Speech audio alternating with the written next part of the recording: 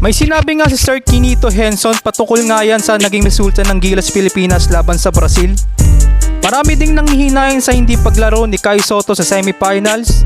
Ito nga yung sinabi ni Sir Quinito Henson, kung nakapaglaro nga lang daw si Scottie Thompson, Jamie Malonzo at AJ Edu at syempre si Kai Sotto, tatalunin daw natin ang national team na Brazil. Ito din yung sinabi na posible ding talunin natin ang host country na Latvia pagdating sa finals Olympic qualifying tournament. At syempre ang pinakamimithi natin ticket para sa Olympic Paris.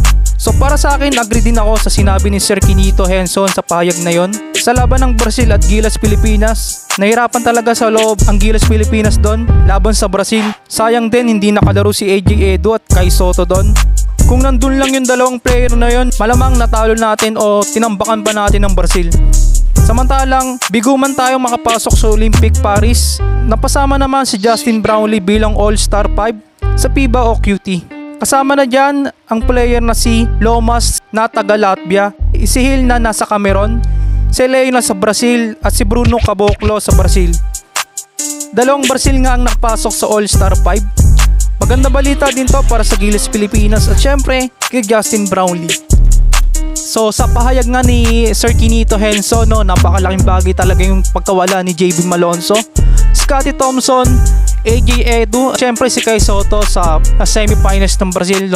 Posible din talaga na tambakan natin ang Brazil o mahirapan talaga ang Brazil sa laban na yon. Yon, sa pananaw ni Sir Quinito Henson, agree ka ba sa sinabi ni Sir Quinito Henson na tatalunin natin ng Brazil? At syempre kung matalo natin ng Brazil, makakalaban natin ang Latvia. Posible din ba na matalo natin ang Latvia mga boss? At syempre, para din makapunta tayo sa Olympic Paris, kasama din natin dyan ang Japan, Germany.